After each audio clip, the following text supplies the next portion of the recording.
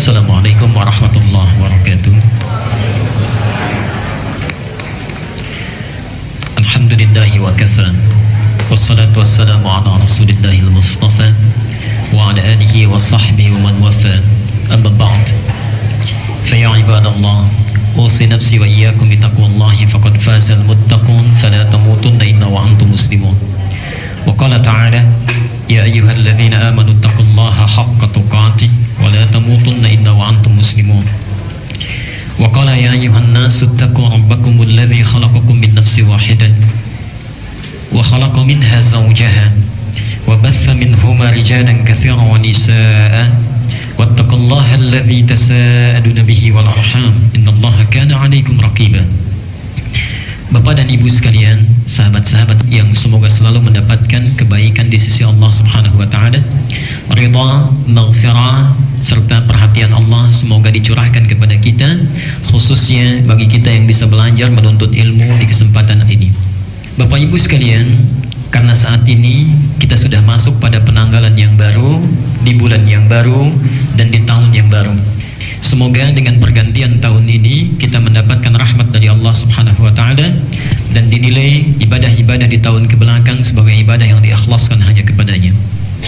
Karena itu Bapak Ibu sekalian, untuk bisa mengetahui hal itu tidak seperti mudah diucapkannya. Kita harus bisa mengukur ke dalam diri kita, mendapatinya ke dalam sanubari hati kita, lalu kemudian baru kita simpulkan kira-kira kita sudah mencapai kebaikan itu atau belum. Kita sudah baik dalam pandangan Allah atau belum? Sudah mendapatkan makna hijriyah ini atau belum? Untuk mendapatkan itu semua, kajian hari ini insya Allah akan membuat topik yang khusus. Hari ini kita akan membahas kajian khusus dengan tema memaknai tahun hijriyah. Memaknai tahun hijriyah. Insya Allah nanti kita akan uraikan dalil-dalil yang terkait. Kita bermula dari dalil dulu, ya, sehingga fokus kajian kita tidak keluar dari bingkai Al-Quran dan Sunnah, dan dengan itu kita berpijak dan mengamalkan seluruh aktivitas kehidupan kita. Bapak dan Ibu sekalian, saat seseorang terlahir ke dunia hingga menapaki aktivitas hidupnya sampai berpulang kepada Allah, hati-hati, kata Rasulullah, umur umatku itu, yarhamukallah, umur umatku itu antara 60 sampai 70. Ingat ya, umur umatku itu rata-rata maksudnya antara 60 sampai 70, dan sedikit yang melampaui itu. Artinya ada yang akan melampaui itu, ada yang kurang dari itu, tapi rata-rata 60 sampai 70. Jadi kalau antum ada di fase itu, ya, hati-hati, barangkali sudah di fase senja. Tapi jangan menduga orang lain sudah senja, barangkali kita yang cepat tenggelam, ya, baik yang muda ataupun yang melebihi itu. Nah, saat kita terlahir ke dunia ini sampai kita wafat, kita diberikan dua amanah. Nah, tolong fokus pada dua hal ini nanti. Kita diberikan dua amanah. Bahkan satu nanti itu sudah ditanamkan oleh Allah Subhanallah. Itu sejak usia kita 4 bulan dalam kandungan, ya. Lahir membawa iman, dibawa iman mesti ditingkatkan spiritnya agar semakin menguat, ditingkatkan bisa melalui ibadah. Karena itu Allah turunkan perintah salat, Allah turunkan perintah puasa, zakat sebelumnya, ada umrah, ada haji, subhanallah. Ini semua dimintakan menunaikan ini supaya meningkatkan kualitas iman kita kepada Allah Subhanahu wa taala. Untuk mempermudah hal ini, dibuat konsep penyatuan iman dengan ibadah disebut dengan ad-din. Perhatikan di sini ayatnya, Inna ad-dina indallahil Islam. Din inilah yang diberi nama oleh Allah dengan nama al-Islam. Jadi ketika disebutkan Islam, ini sudah mencakup ada konsep keimanan, tauhid pada Allah, ada konsep ibadah. Jadi tidak mungkin seseorang disebut Islam kalau tidak memenuhi unsur ini. Ada iman, ada ibadahnya. Disinilah kemudian diturunkan dari semua riwayat Quran, keterangan hadis, dikumpulkanlah Islam. Bisa dikatakan Islam kalau memenuhi dua pokok ini. Satu pokoknya disebut dengan syahadat. Lihat Al-A'raf 172. Alastu bi rabbikum qalu bala syahidna. Ini pokok iman. Pokok ibadah diturunkan 4. Apa saja? Ini salat, zakat, kemudian puasa, kemudian haji. Baik. Pelan-pelan sebentar. Jadi seseorang disebut beragama Islam, ya, lahir ke muka bumi. Kenapa oleh Allah diturunkan dinnya itu Islam? Supaya menjaga dua amanah kehidupannya ini. Syahadatnya jangan sampai hilang, diingatkan bahkan langsung kalimatnya syahidna syahadat. Turunannya disebut dengan ibadah. Nah, poinnya perhatikan di sini. Allah meminta kita menjaga ini sampai kita wafat kepadanya. Nah, orang kalau sudah berpegang teguh dengan ini, dia syahadat misalnya, beriman. Dia juga tunaikan sholat. Orang yang tidak pernah sholat, maka akan turun kualitas imannya. Tidak ada kepekaan dalam dirinya. Apalagi nggak mau zakat, sudah fatala alaihimul amad, sudah dibuai-buai oleh kehidupan dunia, dihitung hartanya, takut keluar, takut berkurang. Subhanallah, yang ini pun akan tertinggal, kurang. Tapi kalau ini dilakukan, ini konsisten dilakukan, maka orang yang memenuhi dua unsur ini, tadi dinnya disebut dengan apa? Islam. Saya tulis dengan bahasa Qurannya Islam atau bahasa Arabnya. Orangnya disebut dengan Muslim. Orangnya Muslim. Jadi orang yang memenuhi unsur ini disebut dengan Muslim. Kalau satu orang, kalau banyak kan disebut apa? Nah, baik, alhamdulillah masih hafal teorinya dulu. Tambah di ujungnya menjadi Muslimun. Perhatikan, Allah meminta ketika kita sudah beriman. Tadi saya sebutkan namanya amanu, sudah beriman. Kemudian diminta menunaikan yang ini ibadah. Karena itu di Quran hampir tidak ada kata amanu kecuali dilekatkan dengan ibadah, amal soleh. Wal 'asr innal insana lafi illal ladzina. Kemudian Al-Baqarah 183. Ya ayyuhalladzina amanu kutiba 'alaikumus syiyam. Hampir semua kata orang yang sudah beriman diminta dijaga menunaikan ini. Orangnya disebut apa? Muslim. Kalau banyak kan? Nah, sekarang kalau sudah muslimun diminta dijaga sampai kita pulang menghadap Allah, menjaga yang dua ini. Ali Imran ayat 102. Ini baru mukaddimah dan di sini kita berhenti mukaddimahnya. Ini sering dibacakan di awal ta'lim kalau bapak-bapak saat kesempatan khutbah Jumat. Ya ayyuhalladzina amanu, perhatikan, amanu sudah. Wahai orang-orang yang telah beriman. Teruskan, ittaqullaha haqqa. Ittaqullah itu kalimat untuk meningkatkan ibadah. Makanya ulama menerjemahkan mengerjakan segala perintah, menjauhi larangan. Ini yang simpel, yang ini disebut dengan takwa. Ittaqullah. Haqqa bukan sekedar takwa, tapi antahsya'a qulubuhum li dzikrillah haqqa tuqati. Benar ibadahnya. Jadi bukan saat di masjid khusyuk, pulang ke rumah hilang khusyuknya. Haqqa tuqati. Nah, perhatikan poin akhirnya. Wala tamutunna illa wa antum muslimun. Pertahankan amanah dua hal ini dan jangan sampai wafat kecuali dalam keadaan muslim. Jadi antum mengaji dengan ustadz siapapun, kalau dibacakan ayat tadi itu harus merenung.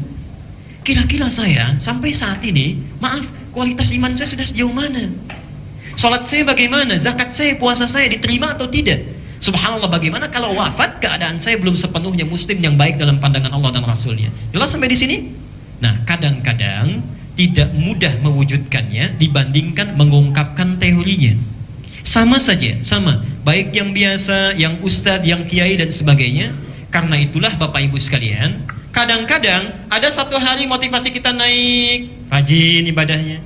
Kadang-kadang turun, satu hari jadi satu minggu jadi satu bulan jadi kemudian satu tahun, naik turun iman. Kita bertanya, motivasi apa yang bisa kita dapatkan untuk menjaga kualitas ini supaya sepanjang tahun itu bisa bertahan dalam keadaan yang baik? Itulah sebabnya disebutkan, disepakati oleh para sahabat, dinamakan tahun penanggalan Islam. Dari satu harinya, minggunya, bulannya sampai dengan tahunnya disebut dengan tahun Hijriyah. Makna Hijriyah ini sebetulnya untuk menjaga kekuatan dan memotivasi keimanan dan ibadah kita kepada Allah Subhanahu wa taala.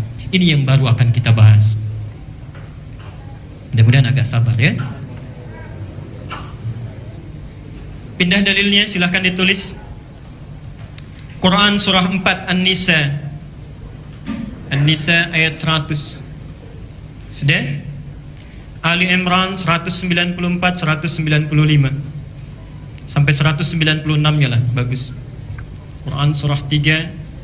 Kalau antum mau betul-betul lengkap, dituliskan dari 190-nya sampai 196-nya. Sampai 200 juga boleh. Sampai 200. Ini lebih bagus. Itu ada rumusnya di Quran, di Abu Daud nomor hadis 1367. Masih ingat? Abu Daud nomor hadis 1367. Sudah? Baik. Sekarang kita akan masuk pada inti bahasan yang akan kita kaji. Satu, makna hijrah. Ya, ada hijrah, itu apa artinya? Kita akan bahas dari aspek sejarah. Kok tiba-tiba jadi namanya tahun Hijriah, ya. Kemudian yang terakhir kita akan bahas dari aspek spiritualnya, tinjauan spiritualnya. Satu lagi boleh tambah ayatnya? Quran surah 9 At-Taubah ayat 36. Kita padatkan, mudah-mudahan hari ini bisa kita maknai.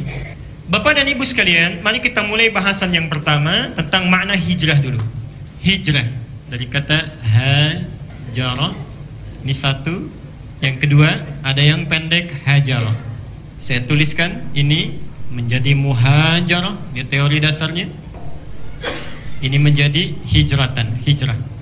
Hijrah adalah berpindah. Saya ulangi.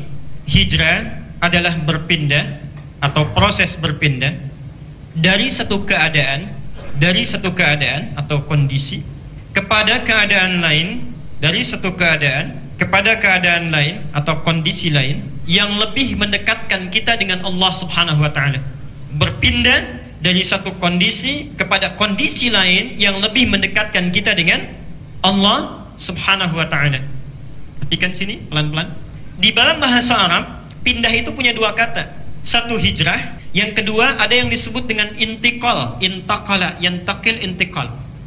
Antum kalau belajar bab salat, kalau takbir itu satu ada takbiratul ihram yang pertama. Kalau pindah dari berdiri ke ruku, takbirnya disebut takbir apa? Intiqal, artinya pindah. Cuma pindah saja. Ana antaqil min Jakapermai ila galaksi. Saya pindah dari Jakapermai ke galaksi. Kalau cuma pindah saja, maaf, barangkali rumahnya mau jauh dari masjid, mau dekat, tidak peduli dengan itu, yang penting pindah, itu disebut dengan intiqal. Bapak pindah kerja, mau yang kerjanya jauh dari Allah, mau yang dekat, bisa sholat atau tidak, nggak peduli, yang penting promosi jabatan misalnya naik, dipindahkan, ditugaskan, itu namanya intiqal. Subhanallah, hijrah berbeda. Hijrah berbeda. Berpindah dari situasi kepada situasi lain yang lebih dekat dengan Allah Subhanahu wa taala. Contoh, saya bekerja di satu pekerjaan A. Sholatnya sulit. Pindah ke pekerjaan lain yang memudahkan saya untuk dekat dengan Allah. Ini baru namanya hijrah. Saya pindah di satu rumah, maaf, penduduknya jauh dari Allah, ke masjid susah. Pindah ke tempat lain, sholatnya lebih mudah, penduduknya lebih dekat dengan Allah, rajin belajarnya, itu baru namanya hijrah. Jelas sampai sini? Baik. Jadi situasi yang lebih mendekatkan kita dengan Allah disebut dengan hijrah. Kalau cuma sekedar pindah disebut dengan intiqal. Sekarang perhatikan, ini teorinya, tidak semudah mengucapkannya. Di Quran, pekerjaannya, usaha kita untuk hijrah, upayanya, itu diungkapkan dengan kata hajar. Hajar. Ya. Perhatikan. Padahal dalam bahasa Arab, mengungkapkan hijrah itu bisa juga diungkapkan dengan yang pendek, hajar. Bisa hajar, hajar, yuhajiru. Wa may yuhajir fi sabilillah, di An-Nisa. Di Ali Imran kan, walladzina hajaru wa ukhriju min diyarihim hajar. Saya ingin tanya, sebentar sebelum ditanyakan. Ini disebut dengan usahanya. Dalam bahasa Inggris itu verb, kata kerjanya, pekerjaannya. Hasilnya, kalau orang sudah hijrah, mendapatkan hasilnya, ya. Ini hasilnya kalau hajarah, pasangannya itu muhajarah. Ini hasilnya. Mau enak, mau tidak, mau nyaman, ya, dan sebagainya, ini muhajarah. Kalau yang ini, yang pendek, hasilnya disebut dengan hijrah. Perhatikan. Saya ingin tanya sebentar, pelan-pelan. Hajarah nomor 1. Hajarah nomor 2. Panjang mana bacaannya? 1 atau 2? Saya ulang. 1 hajarah. Yang kedua, hajara. Panjang mana? 1 atau 2? Perhatikan ya, saya berikan sekarang rumus bahasa Arab singkat. Kita tiap pekan insya Allah belajar. Kalau ditemukan huruf alif di satu huruf, perhatikan, ini memiliki 2 makna dalam ilmu bahasa Arab nanti. 1, menunjukkan makna panjang dalam pengucapan. Contoh, fataha, pendek ya fa-nya. Kalau saya tambah fa-nya dengan alif, gini. Tuh. Belum saya tuliskan, Bapak Ibu sudah jawab. Artinya gampang bahasa Arab itu. Ya. Fa. Rumus cepatnya nggak ada harokatnya pun kita harus pede aja, jangan takut. Nggak ada harokatnya, yang penting lihat huruf alif sebelumnya a panjang. Nggak percaya saya tulis lagi tuh. Kaf ada alifnya. Baca. Tuh, pintar kan? Tuh. Yuk kita buktikan lagi. Sod, alif, lam, ha. Subhanallah. Antum kenapa sampai sekarang susah? Saya berkali-kali sampaikan di sini, di Arab itu yang segini aja udah bisa tuh bahasa Arab. Subhanallah. Baik. Jadi yang pertama, alif ini menunjuk makna panjang dalam pengucapan. Yang kedua, subhanallah, ini yang jadi titik bahasan kita. Menunjukkan proses pada usaha yang sedang dikerjakan. Proses. Di Quran tidak ada kalimat hijrah dalam bentuk kata kerja menunjukkan usaha kecuali digunakan, diungkapkan dengan kata yang pertama ini, hajara. Yang ini tidak dipakai. Ini ingin menunjukkan kesan bahwa berhijrah itu tidak mudah, butuh proses, butuh pengorbanan, butuh kekuatan. Subhanallah, tidak mudah. Saya katakan, ibu yang belum biasa ta'lim, awal-awal kan ketika akan ta'lim tidak mudah ya. Mau pakai hijabnya juga aduh gitu kan. Terus menghindari teman-teman kan. Sudah ditanya ada di mana, mau ta'lim dulu, sudah berubah ya. Antum bapak yang tidak biasa, kita berjamaah misalnya, subhanallah, mau ke masjid, teman-teman kita yang biasa nunggu di depan rumah sudah mulai, kok nggak belok nih, pakaiannya ganti, tobat ya, udah lain. Oke, subhanallah. Jadi berhijrah itu, kenapa prosesnya menggunakan alif di sini, menunjuk mana yang panjang, tidak mudah. Ya. Dalam pekerjaan juga begitu. Tidak percaya saya cek ya, subhanallah. Coba lihat sini. Ini biasanya kalau saya tanyakan pertanyaan ke bapak-bapak yang jawab ibu-ibu. Maaf, Pak, kalau antum punya pekerjaan gaji 15 juta per bulan, alhamdulillah, dengan gaji 1,5 juta per bulan, pilih nomor 1 atau 2? Buat bapak. Apa saya katakan kan? Pertanyaan buat antum yang jawab dari belakang. Ini normal. Gak apa-apa, normal itu. Baik. Nomor 1 ya, harus nomor 1. Kalau jawab nomor 2 nggak normal itu. Ada pilihan bagus, alhamdulillah. Sekarang saya tambahkan 15 juta, kita sepakati dulu ya. Nggak ada pilihan ketiga. Awas, cuman 2. 15 juta itu susah sholatnya. Ribanya banyak. 1,5 juta sholatnya enak. Di pekerjaannya ada masjidnya, minimal musolanya, subhanallah, salat mudah. Fikir dulu sampai 3 detik saya hitung. 1, 2, 3. Pilih nomor 1, nomor 2. Masa? Tidak mudah loh, okay? Tidak mudah. Saya tahu banyak yang berpikir pilih nomor 3 kan? 15 juta salatnya. Jadi saya langsung tuliskan, nomor 3 itu 1,5 juta susah salat.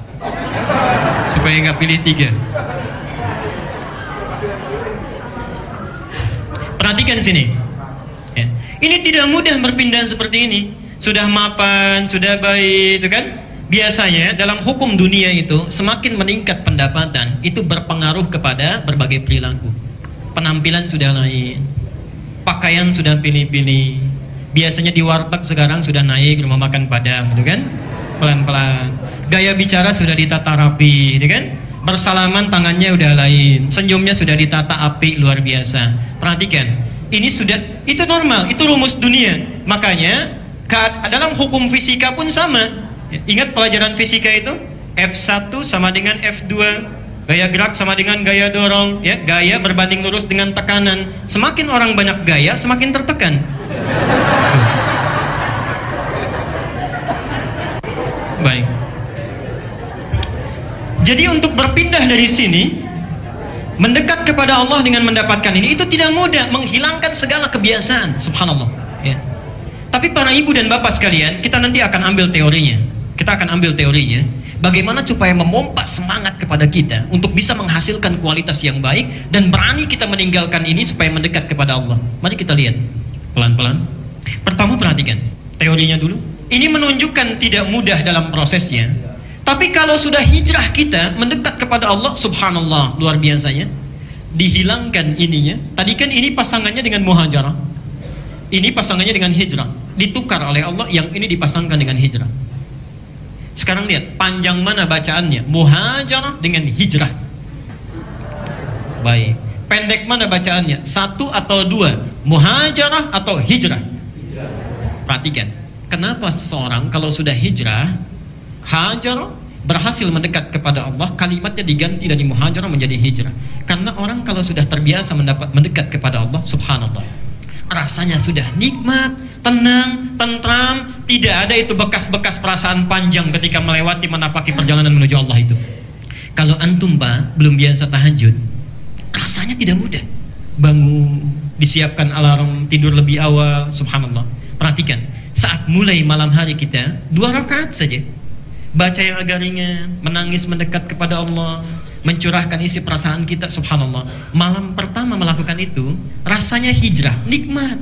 Besok nggak berat lagi itu, tidak berat lagi, demi Allah saya katakan, ringan, tenang. Itulah sebabnya kalau sudah hijrah akan hadir perasaan yang ringan, tentram, tidak panjang, yang sulit kita temukan, yang dicari dengan materi. Itu susah luar biasa. Karena itulah muncul ayat dalam Al-Quran. Kita pakai dalil sekarang supaya tidak hanya paparan saja. An-Nisa ayat 100, perhatikan kalimatnya. Wa may yuhajir fi sabilillah. Wa may yuhajir fi sabilillah. Satu teorinya ini, siapa yang mau berhijrah, ditekankan dengan kalimat tadi, lebih dekat dengan Allah kan? Bukan hijrah biasa, tapi fi sabilillah. Antum kerjanya fi sabilillah karena Allah, anak-anak sekolahnya fi sabilillah karena Allah, ibu aktivitasnya fi sabilillah karena Allah. Walaupun awalnya sulit, panjang, hajara, yuhajir. Ya, di sini menunjukkan proses yang tidak putus asa. Ya, terus.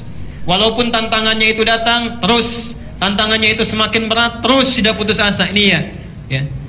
Ya dulu 'alal mudawamah al-mudhari'. Sekarang lihat sini. Apa yang kita dapatkan? 1. Yajid fil ardi. Ya dibalas dengan ya lagi. Yajid. Muraghaman katsiran. 1, ini yang didapatkan. Muraghaman katsiran. 2, wasa'ah. Subhanallah. Wasa'ah. 1. Orang yang sudah melewati fase hijrah ini, walaupun awalnya sulit, subhanallah. Perhatikan, yajid fil ardi, ya di sini menunjuk kepada masa yang tidak berhenti. Kalau dalam bahasa Inggris itu present, continuous, future. Di kemanapun dia beraktivitas, yajid fil ardi, kemanapun dia berpijak. Ardun itu jangan selalu diartikan bumi. Ardun itu dalam bahasa Arab, kalau antum buka kamus-kamus bahasa Arab atau mu'jam lisanul Arab misalnya, kan? Atau misalnya buka yang lainnya, ada fiqhul lughah, ada mukhtarus sihah misalnya. Ardun itu segala tempat yang kita pijak. Jadi setiap tempat yang dipijak namanya ardun. Kalau misalnya Mars itu, maaf, bumi sudah padat, Bekasi sudah sedemikian panas, konon kabarnya misal, ingin pindah misalnya ke planet lain, kalau kita pijak itu namanya ardun. Jelas ya? Namanya ardun. Jadi setiap yang di tempat dipijak oleh kita itu ardun. Jadi subhanallah, orang kalau berhasil hijrahnya, ke kantornya itu ardunnya, ke mallnya, pasarnya itu ardunnya, sekolahnya ardunnya. Setiap tempat yang dia pijak, muraghaman katsiran, dia akan mendapatkan karunia materi yang berlimpah. Karunia berlimpah, subhanallah. Biasanya muraghaman itu lebih kepada materi. Dan bentuknya kalau sudah muraghaman itu sudah banyak. 1 triliun kehitung nggak? Ya, agak lama ngitungnya kan? Nah ini muraghaman tuh banyaknya luar biasa. Dan ditambah katsiran, Jadi kalau kita masih merasa kurang cukup, itu subhanallah, fatarullah, sampai kita merasa puas mendapatkan itu. Tidak cukup sampai di sini. Tidak cukup sampai di sini. Wasa'ah, hatinya lebih lapang. Tidak banyak gelisah, tentram. Yang enak begitu kan ya? Ya, hidupnya lebih baik, enak, dan hatinya pas, tenang, nyaman. Pilih mana? Kaya tapi gelisah, atau miskin tapi tenang? Hah? Kalau ini boleh pilih yang ketiga. Kaya tapi, nah ini muraghaman katsiran wasa'ah. Saya punya kelas, maksudnya dengan diskusi dengan para ayah. Subhanallah, ini ada seorang ayah, ketika kita diskusi masalah riba, itu subhanallah, meninggalkan pekerjaannya, berpindah. Ini saya sampaikan ayat ini. Subhanallah, beliau teliti pekerjaannya, ketika pindah cari pekerjaan yang kedua, itu Pak Ibu, pekerjaannya saat ini itu cuma ikut taklim aja kemana-mana. Tadinya sibuk ini pekerjaan ini, waktu untuk keluarga berkurang. Sekarang kemanapun ada taklim itu rata-rata ikutin. Pekerjaannya bagaimana? Cuma via telepon, ya sampaikan ini, sampaikan. Lebih halal ketika dihitung-hitung diskusi dengan saya. Subhanallah, Ustaz, justru ketika saya berhijrah kepada Allah, keuntungan 2 kali lipat dibandingkan ketika sibuk bekerja. Keuntungan 2 kali lipat, dan waktu dengan Allahnya semakin banyak. Antum kapan mulainya? Sebab hati-hati, kita berpacu dengan kematian. Kita berpacu dengan waktu untuk pulang. Karena itu ayatnya jangan berhenti di situ, teruskan. Wa may yakhruj min baiti muhajiran ila Allah. Siapa yang berniat untuk hijrah, ini baru niat ya. Siapa yang baru niat hijrah, keluar rumah itu artinya berniat dia untuk hijrah kepada Allah dan Rasulnya.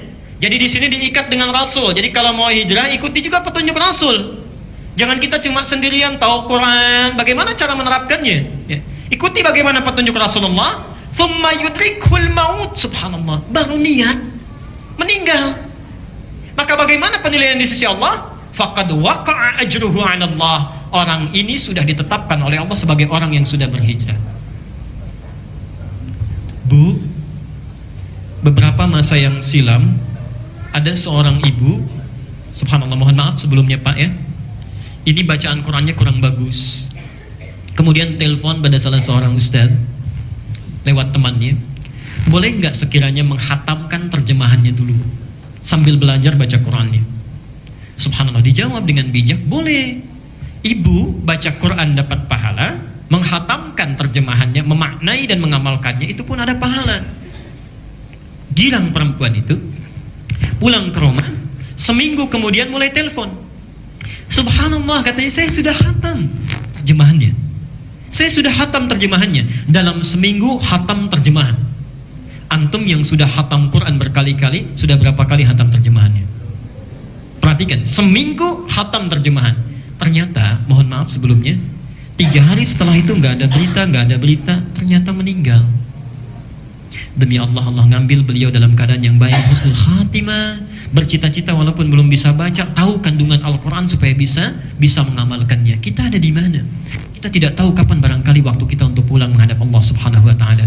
Yang terbaru kemarin di Saudi Arabia, Bu, baru beberapa waktu yang lalu, seorang perempuan itu persis setelah dinikahkan, biasanya di Arab diakadkan itu ba'da maghrib. Beliau sudah dandan, sudah cantik luar biasa, ingin diperkenalkan pada tamu. Singkatnya, subhanallah, ketika akan keluar, datang ibunya menjemput, tiba-tiba azan Isya berkumandang. Ya. Azan Isya berkumandang. Ini cerita Syekh Abdul Muhsin Al-Abbad. Datang ibunya, ingin membawa beliau, dikatakan kepadanya, "Nah, ayo, tamu sudah menunggu." Apa jawaban anak ini? "Ma, panggilan Allah sudah tiba, izinkan saya sholat." Perhatikan bagaimana setan itu menggoda dengan trik yang luar biasa. Kata ibunya, tahap pertama, "Nah, tamu sudah menunggu, nanti mereka bisa capek menunggu kamu." Apa jawabannya? "Ma, panggilan Allah sudah tiba." Naik level kedua. Nah, perhatikan, kalau kamu sholat sekarang, Isya kan masih panjang. Oke, Isya kan masih panjang. Kalau kamu wudhu, nanti basah wajah kamu, make up itu bisa luntur. Temui dulu tamu, kamu setelah itu bisa menunaikan sholat. Perhatikan, "Ma, panggilan Allah tidak bisa ditunda." Setan masuk pada tahap yang ketiga. Kalau kamu nggak ikut mama marah. Mama marah. Perhatikan jawabannya, subhanallah. "Ma, Saya bisa bersabar menahan amarah mama, tapi tidak bisa saya bertahan dengan amarah Allah.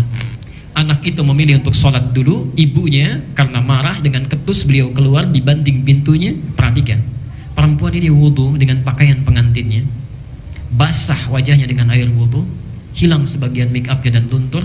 Subhanallah, ketika menghadap kepada Rabbnya, takbir Allahu Akbar, khusyuk sholatnya. Subhanallah, dalam sujud pertamanya ternyata dia tidak bangun lagi, Bu. Meninggal dunia. Perhatikan, manusia menginginkan dia tampil cantik dengan gaun pengantin dunianya, Allah mempersiapkannya menjadi pengantin akhirat. Manusia menginginkan dia dengan make up dunia, Allah menggantinya dengan make up akhirat. Antum ada di mana? Hati-hati saat kita sedang menunaikan aktivitas, tiba-tiba masa kita datang. Kalau tidak dimulai sekarang hijrahnya, kapan kita akan berhijrah? Karena itulah Bapak Ibu sekalian, saya akan masuk pada bagian yang terakhir, dua terakhir ini. Orang sekarang sudah tahu teorinya. Quran itu hebatnya dan indahnya luar biasa. Dijelaskan dasar teorinya, diberikan motivasinya. Lalu dengan belajar as-sirah an-nabawiyah, saya sarankan antum belajar as-sirah ya. Di as-sirah an-nabawiyah ini ditafsirkan langsung dalam bentuk kehidupan yang nyata. Teorinya ada, dasarnya, motivasinya ada. Perhatikan, saya berikan contoh tadi. Berhijrah mudah atau sulit? Awalnya sulit kan? Hasilnya mudah kan? Saya beri contoh satu, Abdurrahman bin Auf. Bagi antum yang belum yakin dengan janji Allah, Abdurrahman bin Auf, seorang paling kaya di kota Mekah, luar biasa. Hijrah, mengikuti Rasulullah SAW, berpindah ke Madinah. Subhanallah, mohon maaf, saat akan berangkat, harta bendanya itu sudah dirampas, tidak boleh dibawa. Karena beliau menukarnya dengan hijrah. Izinkan saya hijrah, silakan anda boleh bawa barang bawaan saya. Ini dibawa, tidak boleh dibawa serta oleh Abdurrahman bin Auf, dibawa oleh orang-orang Quraisy. Istrinya, di sini poinnya Bu ya, ini tidak mudah. Istri dihadapkan pada satu situasi ini, diminta memilih, ikut suami tapi jadi miskin dan belum jelas nanti di Madinahnya jadi apa. Ini masih Makkah. Atau bertahan di kota Makkah, mendapatkan harta benda ini seutuhnya, bisa nikah lagi dengan pria lain. Ibu, kalau jadi istrinya Abdurrahman bin Auf, pilih mana? Ikut suami jadi miskin, belum jelas di sananya, atau bertahan di kota Makkah, dapat harta sebanyak-banyaknya, nikah lagi dengan laki-laki lain. Pilih mana? Oh, alhamdulillah, antum beruntung punya istri yang salihah ya. Tinggal nanti tolong lihat prakteknya Pak ya. Pulang ke rumah, Ma, Papa mau hijrah. Barangkali menu makan kita agak berubah nih. Mungkin sekarang cuma tempe dengan tumis kangkung.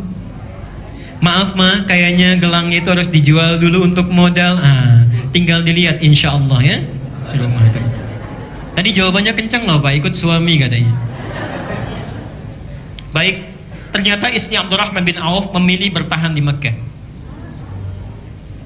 Gak pakai ya, memilih bertahan di Mekah, tidak ikut ini, plus dengan anak-anaknya. Subhanallah, suami dibiarkan pergi sendiri, hanya bermodal pakaian yang melekat di badannya.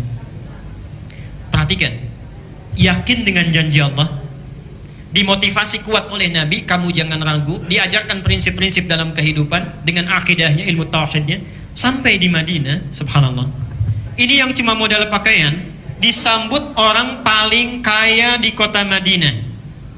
Lihat tawarannya. Akhil karim, saudaraku yang mulia, saya tahu engkau pernah jadi orang kaya di Makkah. Kalau ingin kaya lagi, ambil setengah kekayaanku. Subhanallah. Aku tahu engkau ditinggalkan anak istrimu. Kalau engkau ingin menikah lagi, bahasa bebasnya, silakan pilih perempuan paling cantik di kota Madinah, saya yang fasilitasi. Gantian Bu ya, tadi kan saya tanya Ibu, Pak, kalau Bapak jadi Abdurrahman bin Auf, boleh ya? Tadi kan Ibu, sekarang Bapak. Antum pilih mana? Diterima atau ditolak? Bayangkan belum ada Ibu di belakang. Diterima atau ditolak? Barangkali, jangankan pikir panjang, pendek pun sulit ya. Nah, sekarang lihat. Ternyata ini menolaknya dengan bahasa yang sangat lembut. Jazakallah khair, arini ainal aswaq. Terima kasih banyak, cukup tunjukkan padaku di mana pusat bisnisnya. Subhanallah, diterapkan ilmu dari Nabi, selama mampu berusaha jangan gantungkan hidup pada orang lain. Demi Allah saya katakan, datang ke pusat bisnis, ini kan pakar bisnis. Jadilah beliau broker saat itu, ingin ada yang jualkan kambing biar saya yang jualkan. Dengan ilmu manajemennya, marketingnya dijualkan. Misal harga 1 juta dijual oleh beliau 1,2 juta misal. Keuntungannya dikumpulkan, beli kambing, jualan sendiri. 3 bulan jadi orang nomor 3 paling kaya di Madinah. 3 bulan. Kalau ingin membayangkan, seperempat hartanya 80.000 dinar. Sekarang 1 dinar 2,5 juta kurang lebih. Bayang ya, setengah T dalam 3 bulan. 1 tahun jadi orang paling kaya di Madinah, yang kapaknya saja terbuat dari emas. Kapaknya, bayangkan. Baru kapaknya. 1 tahun paling kaya di Madinah.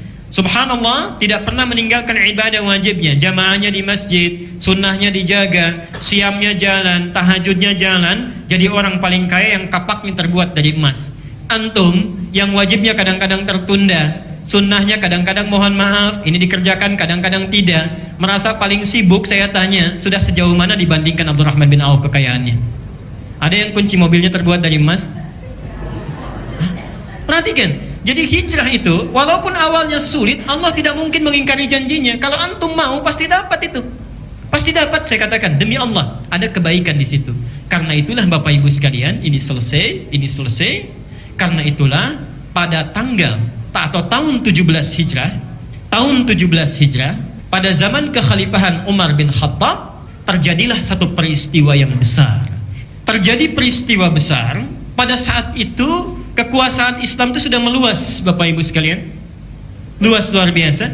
Bahkan penelitian terkini di zaman Nabi pun itu sebetulnya sudah meluas tanpa disadari sementara orang. Rasulullah SAW saat kemudian diutus menjadi Rasul usia 40 tahun, lahir 571 Masehi, kita pakai Masehi dulu ya. Kemudian 40 tahun diutus menjadi Rasul, berarti 611 Masehi. Mulai berdakwah di Makkah selama berapa tahun? 13 tahun berarti ya. 40 kemudian ditambah 13 tahun berarti 624 tahun. Hijrah ke Madinah 625. Baik ya. Sekarang perhatikan pelan-pelan, ini saya sampaikan 625 sampai seterusnya. Beliau wafat pada tahun 10 Hijrah, okay? Berarti di kisaran tahun 632 Hijrah Masehi. Lihat sini sebentar. Pada masa Rasulullah SAW, sebelum beliau hijrah ke Madinah, bukankah sudah ada yang hijrah ke Ethiopia, ya? Ke Habsyah. Rajanya Najasyi. Pernah dengar itu? Hijrah ke Habasyah, rajanya Najasyi. Habasyah itu Ethiopia. Ini sebelum ke Madinah. Jadi ini diprediksi di kisaran 618 Masehi. Ini tahun hijrahnya belum ada. Di antara yang ikut ke sini ada Sa'ad bin Abi Waqqas. Nah, Bapak Ibu sekalian, saya mohon maaf sebelumnya. Sebelum kita membahas ke masalah ini, penting diketahui, sebelum masa Islam pun sudah ada pertukaran bisnis, perdagangan antara orang-orang Arab yang ada di sini dengan orang Cina yang ada di sini melalui jalur yang disebut dengan jalur sutra. Ada jalur darat lewatnya ke sini, ya, sampai dengan ke sini, kemudian ke Eropa ke sini. Ada yang disebut dengan jalur laut, jalur maritim, lewatnya ke sini. Ethiopia terus ya sampai melewati Sumatera di Selat Malaka itu, baru kemudian singgah ke sini terus sampai dengan ke Cina. Nah, penting diketahui sebelum masa Islam ini sudah ada. Bahkan nanti dari catatan-catatan orang Tiongkok itu sudah ditemukan orang-orang Arab sudah menjalin garis komunikasi dengan orang-orang Cina. Itu jauh terjadi sudah sejak 400 tahun sebelum datangnya Islam, 400 Masehi. Nah, yang penting kita ketahui, dari sinilah muncul barang-barang yang dibawa sampai dengan ke Arab. Bahkan ada satu kosakata di sana yang khusus dibawa dari Nusantara, dan itu dari daerah Medan, 414 km dari Medan, dekat Sibolga. Ada kampung namanya Barus ya, daerah Barus. Di Barus itu terkenal penghasil kafur, ya kan? Kafur itu dari bahasa Indonesia, itu dari bahasa Nusantara Melayu, kafur. Silahkan dibuka surah Al-Insan ayat kelima. Ya. Al-Insan ayat kelima. Mizajuha kafura. Ya. Sungguh innal amrara, orang-orang baik itu akan diberi minum min ka'sin kana mizajuha kafura. Nanti di surga dari satu gelas ya, yang diantara gelasnya ada yang terbuat dari bahan-bahan kafura, jenis yang paling bersih dari jenis kafur. Ini kafura bagaimana bisa muncul dalam redaksi Quran? Itu ulama-ulama sepakat bahwa itu dibawa dari negeri Nusantara saat itu. Sudah ada istilah itu ya. Sudah ada istilah itu. Poin saya, dari masa Rasulullah saja ketika sebagian sahabat ada yang hijrah ke Ethiopia, subhanallah, Sa'ad bin Abi Waqqas konon kabarnya itu sudah melakukan ekspedisi datang ke Cina ya, pada masa kerajaan dinasti Tang yang berkuasa 618 Masehi sampai 907 Masehi. Dinasti Tang di Cina ini. Nah, ini Sa'ad bin Abi Waqqas saat dari sini ini sempat mampir ke wilayah Nusantara. Kembali ke sini, singkatnya, nanti pada masa Utsman bin Affan diutuslah 15 orang diplomat dipimpin Sa'ad bin Abi Waqqas yang pernah beliau melakukan ekspedisi sampai ke sini. Poin saya, perhatikan di sini ya. Jadi sebetulnya Islam sudah masuk ke Nusantara itu. Kalau saya sebutkan Nusantara bukan Indonesia saja ya. Ada Myanmar, ada kemudian Thailand dengan Pataninya, ada Kamboja dengan Campaknya, ada Malaysia sampai dengan ke Sumatera. Nah, perhatikan di sini, ini yang tidak banyak orang tahu. Saya berikan rahasia ini antara kita saja di sini ya. Ini Sumatera. Kata Sumatera ini konon juga bahkan itu disebut oleh orang-orang Arab Islam yang ada di sini. Jadi ini nanti ada bagian selatan dikuasai oleh kerajaan Sriwijaya. Di situ sudah ada kampung Arab. Di utaranya sudah ada kerajaan Islam. Di barat bahkan sudah ada kampung Islam. Yang menarik, dari penelitian sejarah, kata Sumatera ini itu pun asalnya dari bahasa Arab. Jadi ketika singgah, kalau di Arab banyak hujannya tidak? Panas kan ya? Sampai di sini, lewat sini, kok di sini banyak hujan? Kebetulan sedang hujan saat itu. Yang punya itu bahasa Arab disebut dengan dhu. Hujan itu matar. Dhu matar, dhu matar. Muncul ke sini, lisan orang sini menyebutkan dari dhu matar jadi Sumatera. Tidak pakai O. Dhu matar, Sumatera. Dari sinilah kemudian muncul istilah ini. Jadi sudah sampai Islam ke sini. Pada abad ke-11, 12, 13 sudah ada di Gresik ya. Ditemukan makam Fatimah binti Maimun yang di sini adalah makamnya Tursah, seorang perempuan yang sudah muslimah. Subhanallah, saat masuk ke wilayah Jawa Tengah, di antara Semarang sampai dengan ke Kudus ada daerah apa namanya? Demak, sama itu pun. Jadi ini keturunan yang dari sini, Maulana Malik Ibrahim atau Syekh Maghribi ditugaskan pergi ke sini, itu adalah seorang ahli di bidang irigasi dan tata kota. Irigasi dan tata kota. Jadi maaf ya, Wali Songo itu jangan digambarkan orang-orang yang cuma bisa terbang, punya kesaktian, itu menghilangkan nilai-nilai Islam dan kehebatan yang ada di dalamnya. Itu sebetulnya mereka para pakar yang dikirim seterusnya nanti oleh Sultan Mahmud II yang ada di Turki. Ketika dapat kabar dari Ibnu Battuta ada orang-orang Islam yang sudah ada di sini, tapi maaf, tantangannya tidak mudah. Dikirim para tokoh ke sini, di antaranya ada Syekh Maghribi yang kemudian datang ke wilayah antara Semarang dengan Kudus. Itu subhanallah daerahnya kering luar biasa. Ditata oleh beliau sampai punya tatanan air yang bagus. Kalau airnya turun sendiri itu dhu.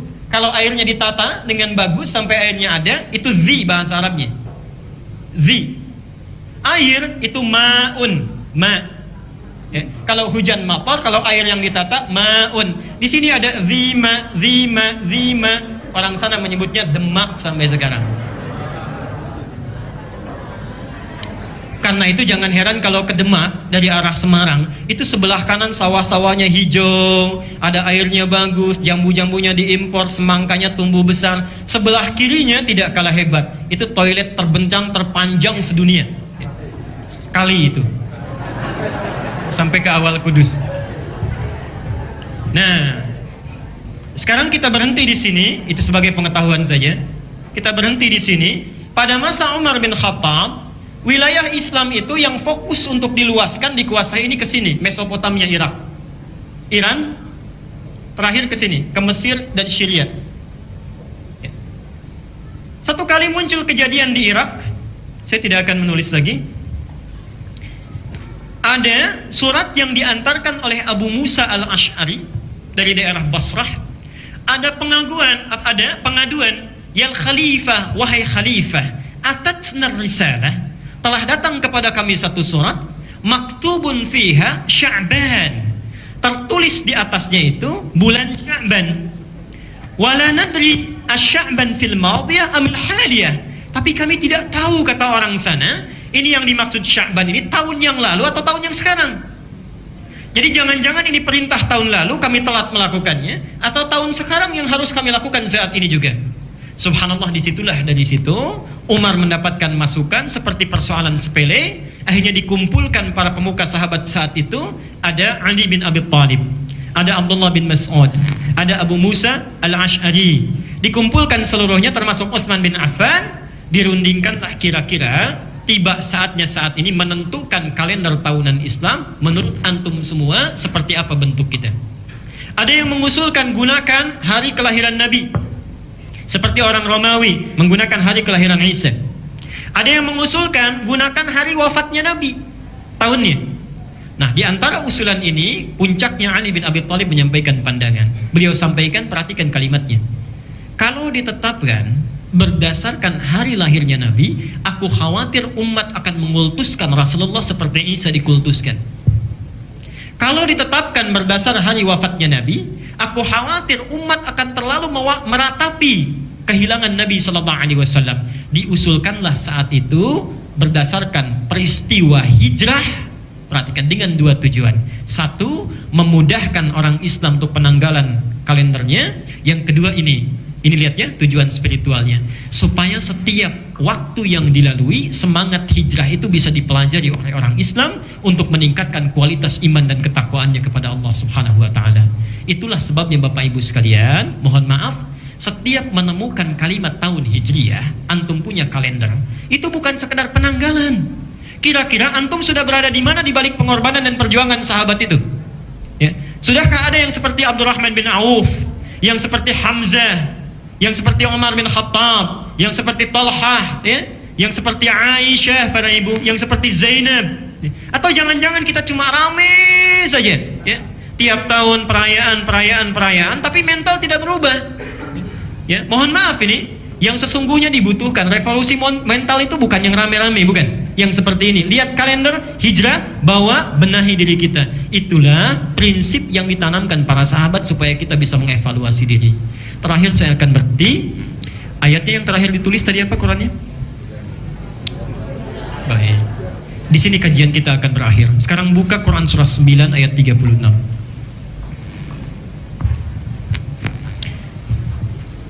Inna iddatash syuhuri 'inda Allah 12 syahran fi kitabillah. Ini di antara mukjizat. Sekali lagi saya ulang, ini di antara mukjizat Al-Quran dari sisi pengetahuan ilmiah terkait dengan angka. Jadi Bapak Ibu tidak akan ditemukan di kitab manapun yang isyarat-isyarat ilmiahnya itu sedetil Al-Quran. Contoh, kata yaum di Quran yang menunjuk hari itu sama persis terulang sejumlah bilangan hari dalam setahun. Kata syahr, bulan, itu terulang persis sejumlah bulan yang ada setahun. Bahkan langsung disebutkan setahun 12 bulan. Di kitab lain tidak ada. Contoh, lautan dengan daratan luas mana? Subhanallah, kalau Bapak Ibu mengeluarkan ayat-ayat di Quran, kalimat laut, bahar, dengan kalimat darat, bar, itu subhanallah, akan ditemukan presentasinya persis sejumlah hitungan yang nyaris detailnya sama persis dengan hitungan ilmiah sekarang. Berapa persen lautan, berapa persen itu daratan. Tidak ada di kitab lain kecuali di Quran.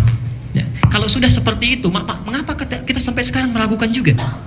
Sampai kapan kita mau mendekat kepada Al-Quran? Perhatikan, inna iddatash syuhuri 'indallahi 12 syahran fi kitabillah. Sungguh jumlah bilangan bulan itu mesti ada 12 tercatat dalam ketentuan kitab Allah.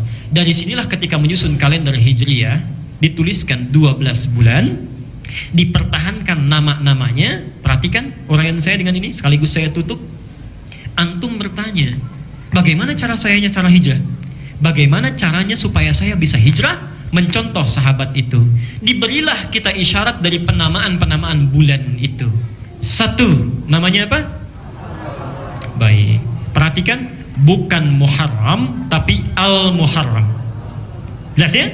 Bukan Muharram tapi Kalau disebutkan Muharram, itu artinya segala yang diharamkan. Mabuk Muharram, mencuri Muharram, makan harta riba Muharram, berselisih Muharram, bohong Muharram. Nah, sekarang lihat rumusnya. Kalau antum ingin menjadikan keadaan menjadi bentuk waktu, maka tambah al di depannya. Al-Muharram, ya. Waktu saat kita harus meninggalkan segala yang dilarang, diharamkan oleh Allah Subhanahu wa taala. Jadi kalau antum ingin mulai berhijrah, kenapa bulan pertama dinamakan Al-Muharram? Ada petunjuk di situ, mulailah dengan meninggalkan segala yang diharamkan oleh Allah Subhanahu wa taala. Jadi bulan ini bulan Al-Muharram, bulan muhasabah, bulan introspeksi. Sampai hari ini kalau antum mau hijrah, coba lihat diri kita. Apa yang Allah tidak sukai dalam diri kita? Coba hari ini keluar dari sini, keluar dari masjid ini, tolong masing-masing punya catatan ya di rumahnya. Gak usah orang lain tahu. Misal, lisan saya tajam, satu. Kedua, saya senang gosip. Ketiga, saya agak angkuh. Keempat, pelit misalnya. Bawa catatan itu, di Al-Muharram ini kita berusaha hilangkan semua sifat-sifat itu, kosongkan dari hati kita. Caranya mudah. Biasanya prosesnya tidak semudah yang diucapkan. Tapi sekarang gak usah tiap hari Pak Ibu. Saya berikan caranya, lebih mudah, gampang. Senin, antum bikin aturan, tiap hari Senin sifat jelek saya ini gak boleh keluar. Misal, bapak pemarah. Ketika satu hari di hari Senin, ada tetangga bikin kita emosi, langsung, oh ini hari Senin, besok marahnya Selasa. Itu insya Allah pelan-pelan tahan. Antum ibu mau ta'lim, orang ngajak gosip, itu gimana tentang ini? Ini hari apa? Senin, besok aja Selasa Bu ya. Insya Allah itu dengan demikian akan cepat kita. Pelan-pelan, hilangkan itu semua. Kalau yang haram itu sudah hilang dalam diri kita, mohon maaf, kira-kira masih tersisa nggak? Kalau yang jelek-jelek sudah dikeluarkan dari diri kita, masih tersisa nggak di hati kita yang jeleknya itu? Karena itulah bulan kedua disebut dengan Safar. Safar itu asalnya dari kata sifar. Sifrun. Sifar itu artinya nol. Ya, sifrun, nol, atau sesuatu yang kosong. Saya tidak main-main, perhatikan sini ya. Ini apa? Gelas ya, isinya ada airnya. Perhatikan sini. Kalau di sini ada tutupnya, saya masukkan spidol bisa nggak? Air yang lain bisa? Ada tutupnya. Perhatikan. Kalau antum masih ada sekat dosa di hatinya, belum Al-Muharram, belum dikeluarkan ini, belum dibuka, demi Allah saya katakan, hidayah Allah akan sulit masuk. Taufik Allah akan sulit masuk. Karena inilah di bulan Hijriyah Al-Muharram dinamakan, buka dulu tutupnya. Periksa di bejana hati kita itu ada persoalan apa. Tazkiyatun nufus, bersihkan. Kalau ini sudah dikosongkan, yang jelek-jeleknya ini terbuka, subhanallah, ini sudah kosong dari dosa. Sifrun, bulannya disebut Safar. Kalau orang sudah mengeluarkan kejelekannya, hatinya kosong dari dosa. Dari situlah muncul bulan ketiga, namanya apa? Rabi itu kalau dalam bahasa sekarang itu semi. Kalau musim semi itu bunga tumbuh tidak? Tumbuh, bagus tidak dilihatnya? Bagus. Kalau orang sudah kosong dari dosa, kecenderungannya muncul benih-benih kebaikan yang dipandangnya enak, perilakunya bagus. Itulah disebut dengan Rabiul Awal. Itu diantara makna-maknanya. Saya cukupkan sampai 3 saja ini dulu. Jadi kesimpulannya Bapak Ibu sekalian, mohon maaf saya simpulkan. 1, kehidupan kita itu membawa amanah yang nanti akan dipertanggungjawabkan. Yang kedua, amanah itu berbentuk 2 hal. 1, keimanan kita, karena itu jaga betul. Yang kedua adalah ibadah yang bisa menguatkan nilai keimanan yang kita bawa sejak kita lahir itu. Kesimpulan ketiga, iman dan ibadah disatukan dalam satu kalimat, disebut dengan din, dispesifikasikan dengan nama Islam. Seseorang tidak akan sempurna Islamnya tanpa membawa nilai keimanan dan ibadah dalam hidupnya. Dan yang terakhir, untuk bisa memaksimalkan ini supaya semangat kita dalam hidup, maka mulailah kita berhijrah kepada Allah Subhanahu wa taala, walaupun itu awalnya berat, dengan menghilangkan kebiasaan buruk kita, menghadirkan yang baik-baiknya supaya muncul kebaikan di hadapan Allah dan Rasulnya kelak di kemudian hari. Mudah-mudahan bisa membawa kebaikan pada kita semuanya. Semoga Allah memberikan rahmat kepada kita semuanya, memberkahi pertemuan kita hari ini, dan bisa memberikan taufik dalam perjalanan kita untuk berhijrah kepada Allah dan Rasulnya. Demikian saya sampaikan. Kita tutup dengan doa kifaratul majlis bersama-sama. Subhanakallahumma wa bihamdika asyhadu an la ilaha illa anta astaghfiruka wa atubu ilaik. Wa akhiru da'wana alhamdulillahi rabbil alamin. Wal 'afwu minkum. Assalamualaikum warahmatullahi wabarakatuh.